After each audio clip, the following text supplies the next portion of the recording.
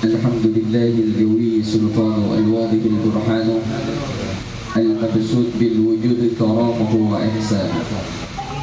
اللهم صل وسلم وبارك وكرم وعزم على من اسمه أحمد في السماء واسمه محمد في الأرض. إلهي أنت مقصودي ورضاك مطلوبي، أعطني محبتك ومعرفة. Hadratul kiram yang kita hormati, yang kita muliakan bersama, daripada para asatidz, para ustadz, para guru-guru kita, wabil khusus yakni Al-Ustadz Haji Henry Ramadhian, dan juga Al-Ustadz Haji Ramli, Al-Ustadz Pending, serta ustadz-ustadz yang lainnya, bapak-bapak sekalian, dan yang saya hormati pula ayahanda saya tercinta yakni Bapak Haji Wahyudin. Semoga kita semua senantiasa dikasih sehat walafiat oleh Allah Subhanahu wa taala. Urusan-urusan yang lagi kita kejar semoga dikasih gampang sama Allah. Utang-utang yang lagi keliling semoga dikasih lunas sama Allah. Alhamdulillah, dengan izinnya Allah Subhanahu wa taala, atas setiap pergerakan yang telah Allah lakukan di dalam setiap jasad kita, atas khalisah, atas setiap keikhlasan yang Allah turunkan di dalam hati kita, maka ini malam ini kita bisa duduk bareng-bareng di sini, berzikir, sholat jamaah, mendapatkan ilmu dari guru-guru kita. Kagak lain dan kagak bukan, ini adalah bentuk rahmat dan rahimnya Allah sama kita. Karena sebab apa? Sebagaimana seekor gajah tidak akan pernah menginjak anak gajahnya, seekor harimau tidak akan pernah memakan anaknya, karena adanya rahmat Allah. Seekor burung elang yang sangat buas, yang sangat ganas, yang mana dia kudu makan itu ngambil ikan di lautan, tapi ketika telurnya menetas, ini burung elang kagak mampu makan anaknya, Bang. Karena sebab apa? Karena sebab rahmatnya Allah Subhanahu wa taala. Nah, maka atas segala apapun yang ada di muka bumi ini, kita bisa ngaji, kita bisa zikir, ini adalah bentuk rahmatnya Allah sama kita. Bukan kepengenannya kita, bukan. Jadi kagak mantes kalau kita ngaji tapi kita sombong, kagak mantes. Kalau kita zikir tapi dengan niat sombong, kagak pantas. Lah emang kenapa kagak pantas? Kan zikir-zikir saya, kan yang ngaji saya. Enggak, karena sebab apa? Karena ketika Allah mencintai seorang hamba, dia akan memudahkan gerakan seorang hamba itu untuk menuju pada jalannya Allah Subhanahu wa taala. Nah, ini malam nih Allah nih lagi cinta sama kita, amin. Makanya Allah kasih kita gerakan buat ngaji. Sebagaimana yang kita pahami bahwa zikir kita kepada Allah Subhanahu wa taala ini merupakan pilar daripada agama kita. Dan sebagaimana atas perintahnya Allah Subhanahu wa taala. Apa perintahnya Allah Subhanahu wa taala kepada Nabi alaihi salatu wasalam? Tuh yang sering belum kadang sedikit kita pahami. Ketika Jibril alaihi salatu wasalam menyampaikan wahyunya kepada Muhammad sallallahu alaihi wasallam, apa yang dikatakan oleh Jibril pertama kali? Iqra bismi rabbika.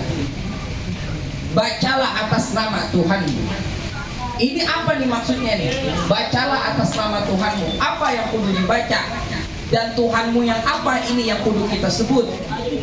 Ya. Iqra bi, setelah Iqra ada kalimat bi, yang mana di sini adalah jar majrur, yang mana disebutkan bahwa ini adalah sebuah kesungguhan.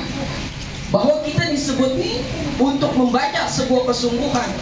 Apa bacaan kita? Rabbuka, sebagaimana kita menyebut Tuhan. Apa Rob artinya apa? Rob diartikan sebagai pencipta. Maka kita sering sebut Rabbul Alamin, pencipta daripada alam ini. Maka Rob, apa Rob yang kita sebut? Maka ini yang sering kita sebut, la ilaha illallah. Dijelasin lagi sama Nabi alaihi salatu wasalam.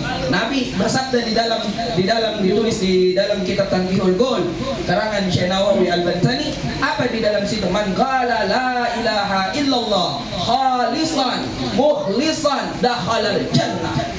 Siapa yang membaca la ilaha illallah khalisan dengan hati yang ikhlas, mukhlisan dengan hati yang bersih, dakhalal jannah, maka dia akan masuk ke dalam surganya Allah Subhanahu wa taala. Amin. Gurih banget apa gurih aja? Gurih banget. Lah enak bang. Kita menyebut nama la ilaha illallah, Allah masukin kita ke dalam surga, sedangkan surga menjadi idaman dan primadona daripada setiap seluruh makhluk yang ada di muka bumi ini.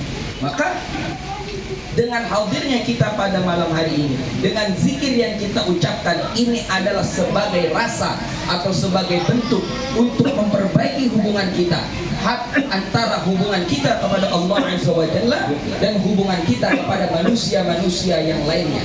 Ketika seseorang telah sampai kepada hablum minan nas, maka dia akan sampai kepada hablum minallah. Tetapi kalau orang hanya repot hablum minallahnya doang, dia tidak akan pernah sempurna untuk sampai derajat kepada Allah Subhanahu wa taala.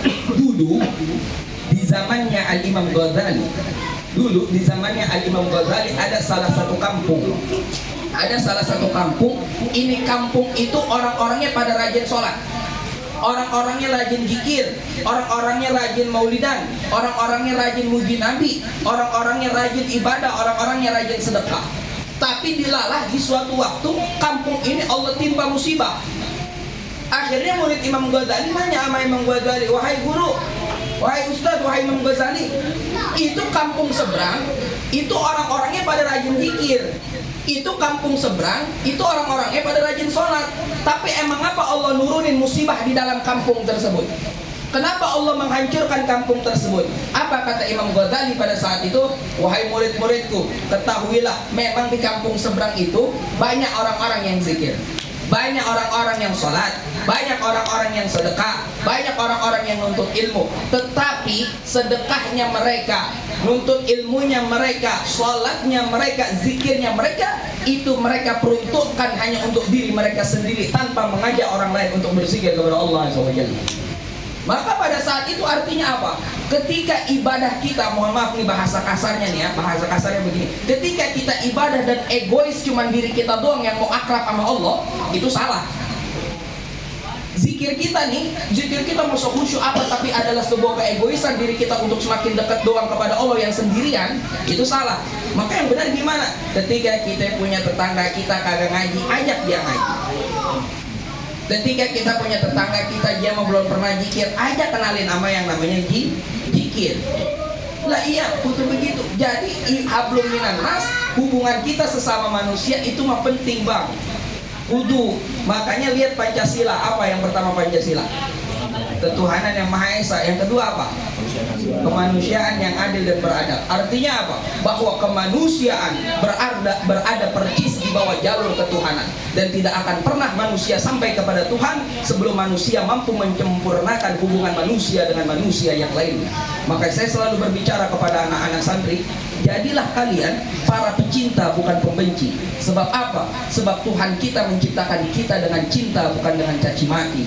Artinya kita ada karena adanya cinta dan kasih sayang ayah ibu kita. Nah itu kalau misalkan ada orang yang ngegosipin orang mulu, ada orang yang hidupnya caci maki orang mulu, ada orang yang hidupnya hina mulu, mungkin itu mah tanah sengketa kali dia mah.